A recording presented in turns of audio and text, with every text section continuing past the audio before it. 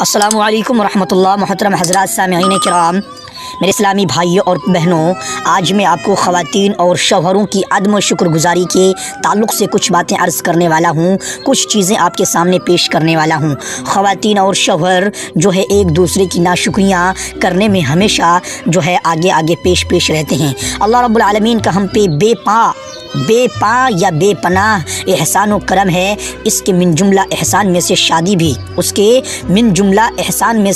شادی بھی بڑی عظیم نعمت اور بڑا احسان ہے۔ یہ نہ صرف نسل انسانی کے تسلسل کا ذریعہ ہے، بلکہ مرد و عورت کے درمیان زندگی کی فطری مسکراہٹیں، قلبی سکون و راحتیں، باغ و بہار کے حسن و زیبائش، زمانے بھر کی خوشیاں اور ان کی حقیقی لطافتیں اس میں موجود ہیں۔ ایک مومنہ خاتون کے واسطے اس کے اولیاء کو رسول ہادی صلی اللہ علیہ وسلم نے یہ عظیم وصیت فرمائی ہے کہ جب دین اور اخلاق والا مرد اس کے پاس شادی کا پیغام لے کر آئے تو اسے قبول کر لے اور لڑکی کا نکاح اس دیندار مرد سے کر دے۔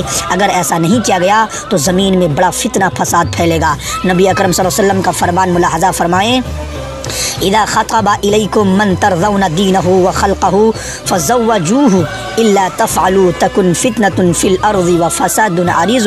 صحیح الترمذی 1084 نمبر حدیث۔ ترجمہ، اگر تمہارے یہاں کوئی ایسا آدمی نکاح کا پیغام بھیجے جس کے دین اور اخلاق سے تم مطمئن ہو تو اس کے ساتھ اپنی ولیہ کی شادی کر دو، اور اگر تم نے ایسا نہ کیا تو زمین میں بہت بڑا فتنہ اور فساد پھیلے گا۔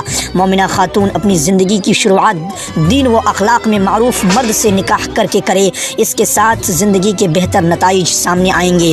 جہاں عورت کے لیے دیندار مرد کا پیغام رد کرنا منع ہے، وہیں مردوں کو بھی نیک بیویاں عقد نکاح میں لانے کا حکم ہے۔ اس طرح نیک مرد اور نیک بیوی اپنی زندگی سیرت رسول صلی اللہ علیہ وسلم کے سائے میں گزاریں گے۔ جب بیوی سے غلطی ہوئی شوہر اس کی اصلاح کر دے گا، اور جب شوہر سے کبھی کوتاہی ہوئی بیوی اس کی اصلاح کر دے گی۔ ایسی ہوتی ہے مسلمان مرد و عورت کی زندگی، مگر اس وقت شادی میں دین کو معیار ہی نہیں بنایا جاتا ہے، جس کی وجہ سے زمین میں فساد پھیلا ہوا ہے۔ اکثر شادیاں فتنہ و فساد کا شکار ہو جاتی ہیں۔ ایک طرف مرد کی زندگی تباہ ہوتی تو کبھی دوسری طرف عورتوں کو مظالم کا شکار ہونا پڑتا ہے۔ بے دینی پر مبنی شادیوں کی وجہ سے زمانے میں شر و فساد، قہر و غضب، کشت خون، ظلم و سرکشی اور فسق و فجور، حتیٰ کہ زناکاری و بدکاری عام ہو گئی ہے۔ طلاق کی فیصد کافی بڑھ گئی ہے۔ سماج میں مطلقہ خواتین کی کثرت ہے اور وہ در در کی ٹھوکریں کھانے پر مجبور ہیں۔ اس موضوع میں ان باتوں پر روشنی ڈالنے کا مقصد نہیں ہے یہاں عورتوں میں آخرت کی تئیں فکر پیدا کرنے کا مقصد ہے۔ یہاں عورتوں میں آخرت کے پرتی، آخرت کے تعلق سے فکر پیدا کرنا مقصد ہے۔ نبی اکرم صلی اللہ علیہ وسلم کے متعدد فرامین میں سے پتہ چلتا ہے کہ جہنم میں خواتین کی اکثریت ہوگی۔ اس سلسلے میں پہلے چند فرامین رسول اکرم صلی اللہ علیہ وسلم دیکھتے ہیں، پھر اس کا سبب معلوم کریں گے۔ حضرت ابن عباس رضی اللہ تعالیٰ عنہ کو بیان کرتے ہوئے سنا کہ اللہ کے رسول صلی اللہ علیہ وسلم نے فرمایا، ترجمہ، میں نے جنت کے اندر جھانک کر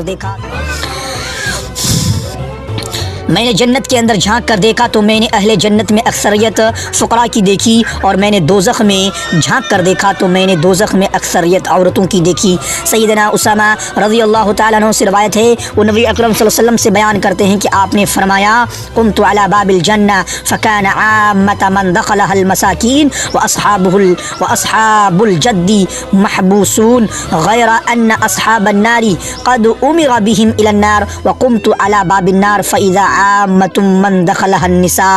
صحیح البخاری 5196 حدیث نمبر۔ میں جنت کے دروازے پر کھڑا ہوا تو بیشتر لوگ جو اس میں میں جنت کے دروازے پر کھڑا ہوا تو بیشتر لوگ جو اس میں آئے تھے وہ مساکین تھے، جبکہ مالدار لوگوں کو جنت کے دروازے پر روک دیا گیا تھا۔ البتہ اہل جہنم میں جانے کا حکم دے دیا گیا تھا، اور میں جہنم کے دروازے پر کھڑا ہوا تو اس میں داخل ہونے والی اکثر عورتیں تھیں۔ نبی اکرم صلی اللہ علیہ وسلم کا فرمان ہے، ان اقل ساکن الجنت النساء۔ صحیح مسلم، جنت میں رہنے والوں میں سب سے کم تعداد عورتوں کی ہے۔ یہ تمام احادیث صحیح ہیں۔ ان سے ہمیں معلوم ہوا کہ جنت میں عورتیں معمولی تعداد میں ہوں گی اور ان کی اکثریت جہنم میں جائے گی۔ یہاں سوال پیدا ہوتا ہے کہ آخر وہ کون سا سبب ہے جس کی وجہ سے مردوں کے مقابلے میں جہنم میں اکثر عورتیں ہوں گی۔ इस सवाल का जवाब हमें फरमान रसूल में ही मिल जाता है। हज़रत इब्न अब्बास रज़ी अल्लाह तआला अन्हु से रवायत है, उन्होंने कहा कि नबी अकरम सल्लल्लाहु अलैहि वसल्लम ने फरमाया, अरायतुन्नार फ़इज़ा अक्सरु अहलिहन्निसा यकफ़ुरना क़ीला अयकफ़ुरना बिल्लाह क़ाला यकफ़ुरनल अशीर व यकफ़ुरनल इहसान लव अहसनत इला इहदाहुन्ना अद-दहर सुम्मा रअत मिनका शैअन क़ालत मा रअयतु मिनका खैरन क़त्तु। सहीहुल बुखारी 296 नंबर हदीस। तर्जुमा, मैंने दोज़ख देखी तो वहाँ अक्सर औरतें थीं क्योंकि वो कुफ्र करती हैं। लोगों ने कहा, क्या वो अल्लाह के साथ कुफ्र करती हैं? आप सल्लल्लाहु अलैहि वसल्लम ने फरमाया, नहीं, बल्कि वो अपने खाविंद का कुफ्र करती हैं, यानी नाशुक्री करती हैं और एहसान फरामोश हैं। वो यूँ कि अगर तू सारी उम्र औरत से अच्छा सलूक करे, फिर वो मामूली सी नागवार बात तुझ में देखे तो वो कहने लगती है कि मुझे तुझसे कभी आराम नहीं मिला। अबू सईद खुदरी रज़ी अल्लाह अन्हु बयान करते हैं कि नबी अकरम सल्लल्लाहु अलैहि वसल्लम यानी ईद उल अज़हा या ईद उल फित्र के लिए ईदगाह की तरफ निकले और औरतों के पास गुजरे तो फरमाने लगे, या माशरन निसा तसद्दक़ना फ़इन्नी रअयतुकुन्ना अक्सरा अहलन नार फ़क़ुलना व बिमा ज़ालिका या रसूल अल्लाह क़ाल तकसरनल लअन व तकफ़रनल अशीर। सहीहुल बुखारी। ऐ औरतों की जमात, सदका व खैरात क्या करो, बेशक मुझे दिखाया गया है कि जहन्नम में तुम्हारी अक्सरियत है। वो कहने लगें, अल्लाह के रसूल वो क्यों? तो नबी अकरम सल्लल्लाहु अलैहि वसल्लम ने फरमाया, तुम गाली गलूच बहुत ज़्यादा करती हो और खाविंद की नाफरमानी करती हो। हज़रत अस्मा बिन्त यज़ीद बयान करती हैं कि नबी अकरम सल्लल्लाहु अलैहि वसल्लम ने फरमाया, इय्याकुन्ना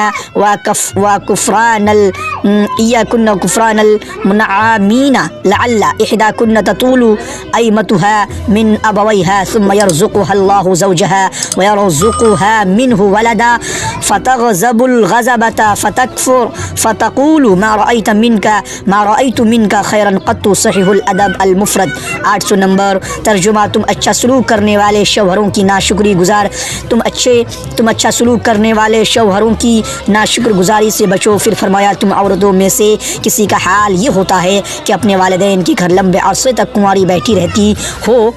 तुम्हारा हाल ये होता है कि तुम अपने वालिदैन के घर लंबे अरसे तक कुंवारी बैठी रहती हो, फिर अल्लाह ताला उसे शौहर देता है और उससे औलाद होती है, फिर किसी बात पर गुस्सा हो जाती हो और कुफ्र करती हो और शौहर से कहती हो कि तुमने मेरे साथ कोई एहसान नहीं किया।